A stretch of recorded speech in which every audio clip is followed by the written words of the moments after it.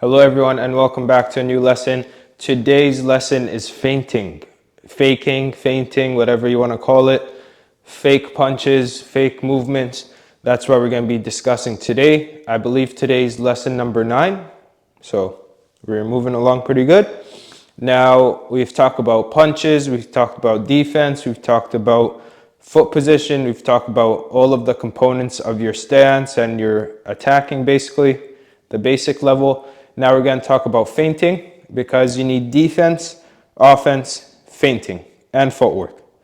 Those are kind of the main things that we build on everything else. So without too much introduction, let's get into feinting and what it is. So basically, a feint or a fake is as what you think it is. It's a fake punch, it's a fake step, it's a fake look. It's a lot of things. You can feint or fake with your whole body. You could feint with your feet, with your body, with your head, with your hands, with your eyes. I might look low and hit you high up, look you in the eyes and hit low. You could feint everything. You can feint a slip. Anything that you can do in boxing, you could turn it into a feint. Okay? Now there's different levels of feints. So I'm going to pretend this is my opponent. I'm just going to show you the different levels or different lengths of feinting. Okay? So there's small feints. A small feint is a very small, like say, look at my feet. Okay? Very small. I could do a small feint with my hand. I could do a small feint with my foot and my hand. I could feint with my head. I could pretend to get low. I could feint my right hand. I could feint my left hook. So small feints are very small movements that you're just doing to catch the eye of your opponent. Now, every type of feint has a different reason and you're trying to get different information out of that feint. So feinting is not just to set up a punch, it's to get information out of your opponent on how they would react to an actual move. So I made this Instagram video about 2-3 days ago about Tommy Hearns, who's fighting Pepino Cuevas. And what he did, he feinted with his foot a lot. Okay? He didn't just move in right away. He would feint, see his opponent's reaction, and then he would adjust to that reaction of his opponent. So Hearns would feint, right? Cuevas would move back, then Hearns would move in. Hearns would feint, Cuevas would stay there, Hearns would stay. Hearns would feint, Cuevas would step in, Hearns would step back. Okay? So that's an example of feinting to get information out of your opponent. You're not always feinting to set up a punch. When people say feinting, what they usually think is like, fake a left hand, come in with the right hand. Now that is true, you want to do that, but there's other reasons you want to feint. You could even take different looks, okay? So I might just be here, I might feint a slip without a punch even be thrown. I just want to see, when I'm in this position, what is my opponent going to do? Okay, so I might just slip to the outside or half slip, basically just a feint with my hands up. Is my opponent gonna throw a certain punch at me? Are they gonna move away? Are they gonna do whatever? I might feint by sitting low. What's my opponent doing? So in the earlier rounds of the fight, I'm feinting for information. Okay, I'm not really feinting to set up punches. I'm feinting for information. Okay, now a thing I want to talk about feinting before I forget is selling the feint.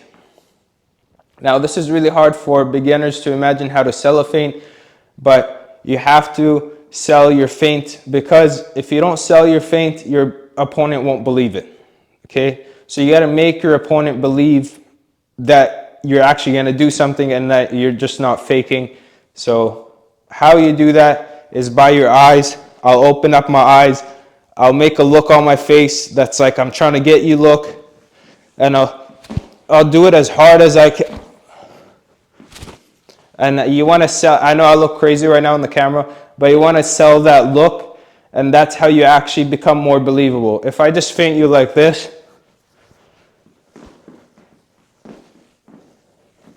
you're not going to believe it because there's no threat. I want to build up the energy in you. I want to And I'll even make a noise when I'm feinting, just to really make you feel like I'm moving and I'm gonna attack.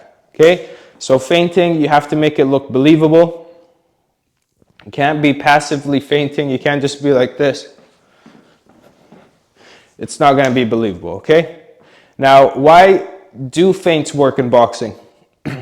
Okay? Now, unlike a lot of other sports, except for like other fighting, like say MMA or something, with boxing, the threat of not believing a feint is too high to not respect it. Okay, so I was talking about Gennaro Hernandez versus Floyd Mayweather, how much Floyd respected Hernandez's feints. Okay, you got to respect your opponent's feints, because if I do not respect the feint, that feint might actually be a real punch and I'll get hit. And the consequences in boxing are too high. So it's not like tennis or something where I might fake a hit and the consequence is that you concede a point.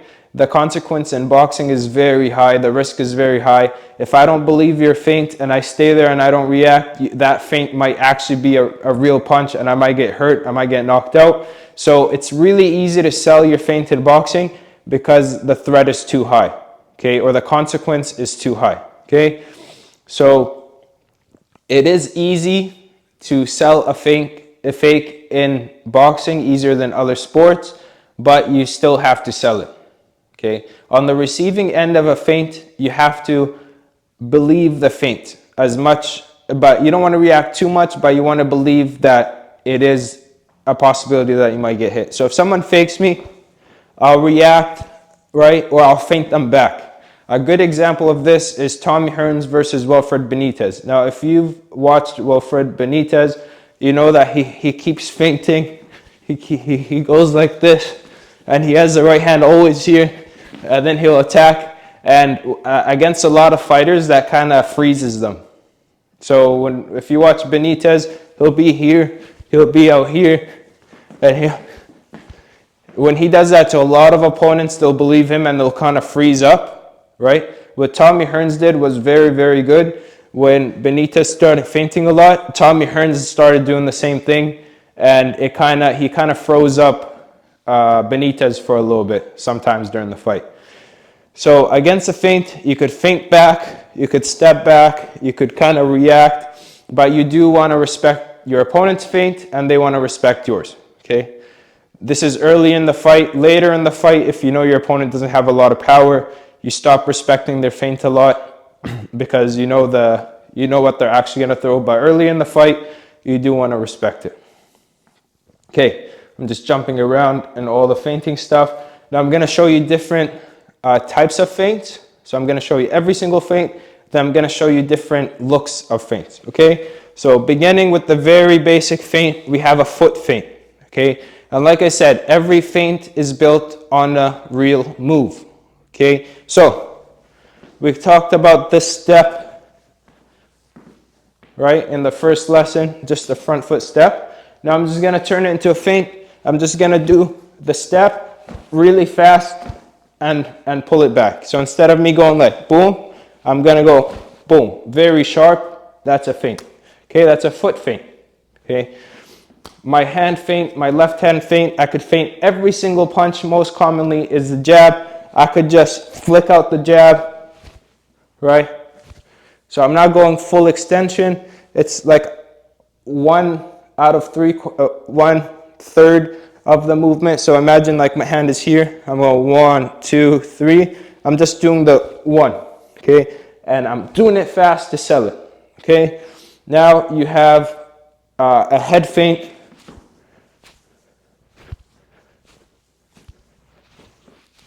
Okay, you're like, what? So that's a head feint. You could put them all together. You could feint with your head, your hand, and your foot.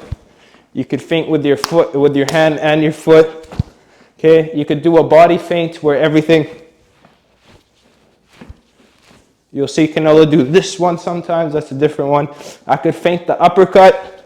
I could feint the hook. I could feint the right hand. And I'm just. Okay, so I'm just feinting. You can feint with your head. What else? Other feints are there? The feinting is basically any move in boxing, but you just make it shorter and quicker. That's basically it. But there are different lengths of feinting or commitment. So especially with the jab, I could either feint a little bit right here, or I could feint there, okay? So I'm stopping my punch. I already know that I'm gonna stop my punch. So I could feint long, or I could feint short. So I go here, and then turn into a jab. So I could go like, okay? That's kind of a half jab, and then I come in with the full one. Or I could do a long feint to really get my opponents in the eyes and get them to twitch, which would be like, okay, so I'm stopping it here on purpose, right in front of their eyes, and then I'll go down to the body, okay? So if I want my opponent to really cover up or close their eyes, I'll throw a longer feint right on their eyes, but I know where I'm gonna stop my punch, and then I'm gonna come in with my other one. So I can feint a right hand, and then come in with a body shot, okay? Or I could do a short right hand, and then come in with the powerful jab, okay? So you could feint all the way close to your opponent's eyes, or you could feint all the way here, okay? Same thing with the foot. I could feint small, or I could feint big, okay? Now, that depends on what you're trying to do, of course, but you can feint at different lengths. Okay. I talk about the head movement feint, so moving here, moving here, moving here, pretending to pull back, and all those feints, like I said, they help you see a reaction out of your opponent. So I could feint here. Alexis Arguello did this a lot against Jim Watt. So Jim Watt is southpaw. Arguello would slip to the outside. He would go here, and then he would see Jim Watt's reaction. So Jim Watt might throw a jab, maybe, okay? So Alexis Arguello is feinting here. Imagine Jim Watt is a southpaw. He's sticking out his right hand, his jab. So now Arguello is moving first, then Jim Watt is throwing the jab, and then now Arguello knows that he's gonna do this. Next time he does this, he can come up with the uppercut or go to the body and catch Jim Watt. So that's a really good fight to study. But you can make your slip the first move and have your opponent then punch at you, and then you could kind of go from there. That's another way to use your feints. Now, there's a different type of feint that's called showing.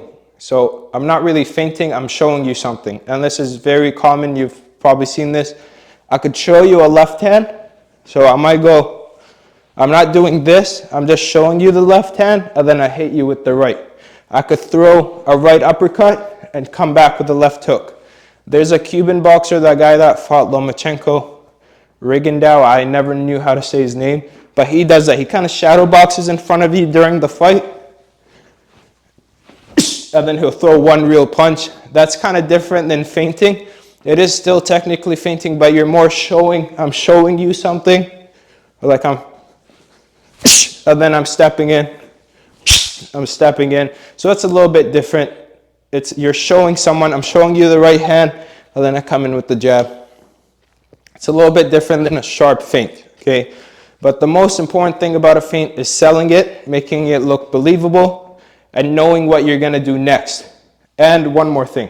So, a lot of beginners, what they do, they'll feint, they'll get a reaction out of their opponent, and then they stop for too long before they actually throw the real punch behind it. So I think, like I said, about respecting the feint. If my opponent feints me a lot and they never throw anything after the feint, I know they're just BSing me and they're just not going to throw anything.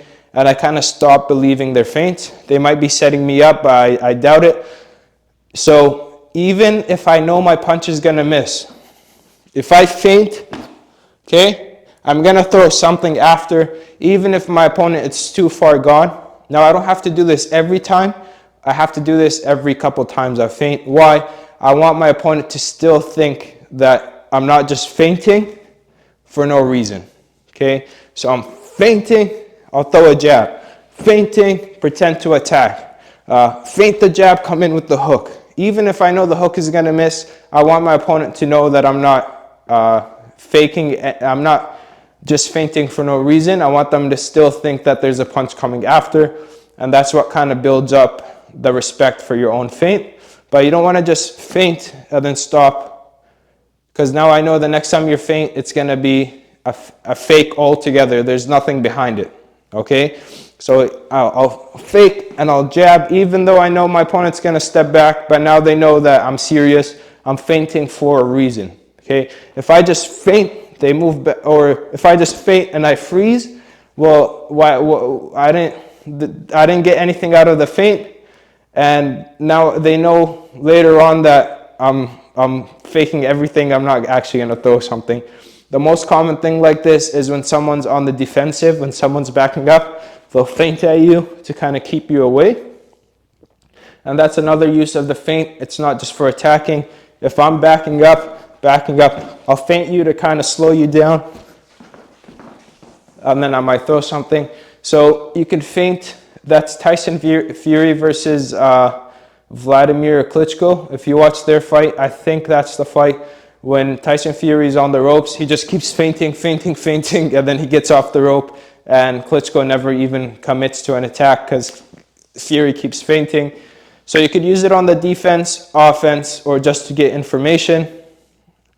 But you want to throw punches after you feint. Not every single time, but every now and then, just to let your opponent know that you're serious. Okay? If you feint too much and you don't do anything after, it's a waste of feints, because now your opponent is going to lose respect for you. You got to keep that respect high. Okay?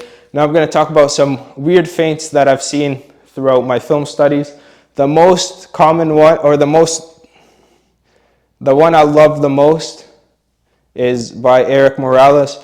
Now, there's the Canelo feint where he goes like this, and then he'll get you with the body shot. But I think Eric Morales has one of the best feint that I've ever seen with the right hand.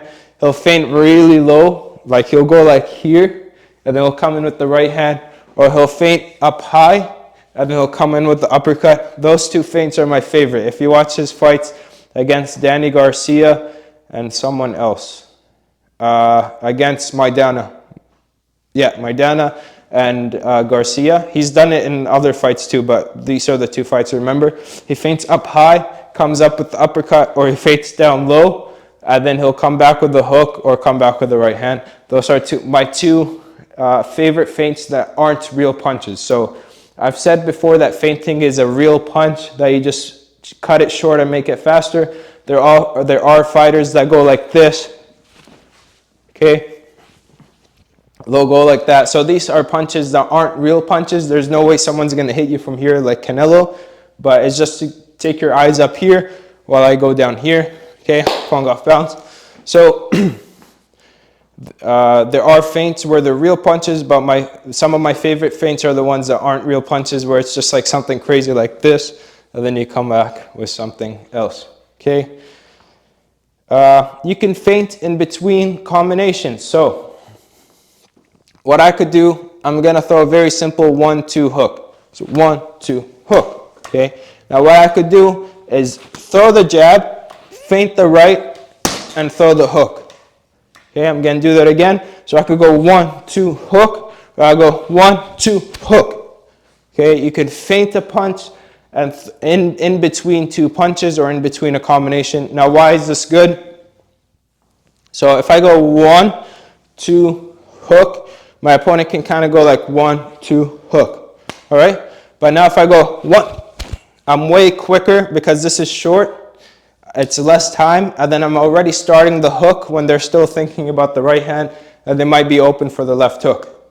Okay? So you could feint in between combinations, like boom, boom, So like 1-2, fake right hand.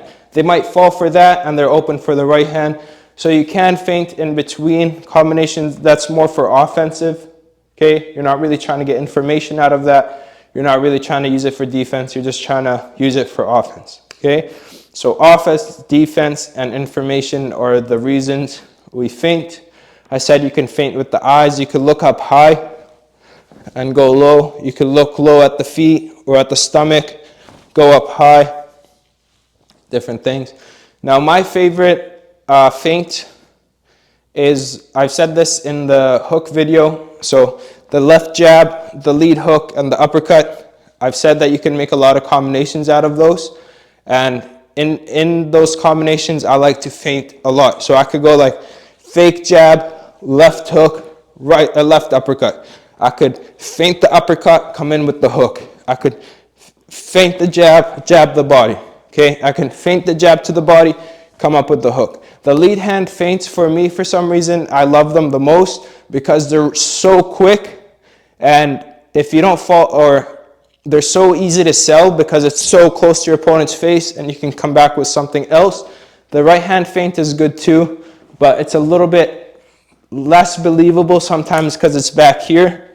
When you feint, it's not that close to your opponent's face. I like doing longer feints where they're right in front of my opponent's eyes and they're a lot easier to sell, but all feints work. Okay, but those are my personal favorite ones that I do. So pretty much it about the feinting. Another thing is you don't want to always be, so you never want to be too honest in a fight. What that means is I never want to throw every single punch that you see coming. I never want to go like every single punch, I'm always committed to it. I never want to do that because then it's really easy to kind of read me as an opponent. And it's kind of easy to predict what's coming, what's happening basically. A really good example is this. This is especially for aggressive fighters. So say Mike Tyson. I think Mike Tyson feinted, but you knew when you're fighting Mike Tyson that he's going to throw everything he had in every single punch. Okay? Now, when you do that, as a hard hitter or a hard puncher, your opponent becomes extremely scared and weary about you, and they kind of tighten up and close off, and they give you a lot less openings to attack because they know every single time you throw a punch, you're going to mean it and it's going to be powerful. So you're going to want to shy away and you're not going to offer as many openings, okay? Now, as a hard puncher, if you feint and you let them think that not every punch is going to come in very hard, they start to relax a little bit more, especially if you feint. They don't know which punch is going to be hard. You kind of overwhelm them. They kind of have to like let loose a tiny bit, and then you throw the hard punch, okay? But you don't want to always be honest with your punches. You don't want to throw every punch as it seems. So my opponent might know that every time I throw a punch, it's coming to land. Sometimes I want to fake. Sometimes I want to throw less power. I want my opponent to kind of relax a little bit, and then I could really throw the hard punch. But feinting is a good way to let your opponent know not to stay so scared, to let them kind of relax a bit, and then you could sneak in your other punches. What else? That's basically the gist of feinting. So you could feint with every single part of your body. You could feint small. You could feint big. You can feint to get information. So I'll feint a step to know where my opponent is going to move, instead of me just actually stepping through and my opponent might come back with a right hand and I didn't know that. But if I already feinted and my opponent moved back, next time when I step forward, I know that most likely my opponent might move back. So that kind of gives me information. You can feint to be offensive, to make your opponent kind of, and then you throw them. You could feint when you're on defense to keep your opponent kind of away from you. So if I'm really dead tired and I'm showing it, my opponent's going to rush me. What I do is, even though I'm tired, you still want to give off the look that you're fresh. You're still feinting, and you kind of slow them down from moving in, and you save yourself a little bit more time. So those are the 3 reasons kind of to feint. Also, Alexis Arguello did this really good too. When you feint a punch, it's the same thing as the information thing. I could feint a right hand and I'll see your reaction to it before I actually throw the right hand. So in the first round, I'll feint a right hand. I'll see, are you going to cover up? Are you going to step back? And then when I actually throw my right hand, I'll kind of know your way of dealing with it. Or with the jab, I'll fake the jab. I'll see, are you going to catch? Are you going to block? Are you going to slip the jab? And next time when I actually throw the jab, I kind of know your defense to my jab, so I could come back with another punch. But yeah, feinting is very, very important. You never want to be honest with every single move. You never want to just commit to moving in, commit to throwing punches. You want to have that little what if factor basically in between your attacks, in between your defense, to keep your opponent guessing. Feint every single part of your body. You can feint in between combinations, and that's basically it. Okay. Yeah. So feinting, not much I want to say more about feinting. It is very important. Smart fighters do it a lot. And yeah, I had a couple questions about showing some inside body work or inside fighting, defense and fighting, how to fight on the inside, what to expect and all that. That's kind of, like I said, one of the hardest things to teach, because fighting on the inside, I am going to show you tricks on the inside of what to do, but to actually get good at fighting on the inside, you gotta fight on the inside. Okay, so the only way you actually learn how to fight on the inside is by fighting on the inside or sparring on the inside. That's how you actually pick up things. But I will make a video kind of demonstrating what to expect, what to look for, and all that type of stuff. Appreciate you guys for watching, and I'll see you guys next time. Bye.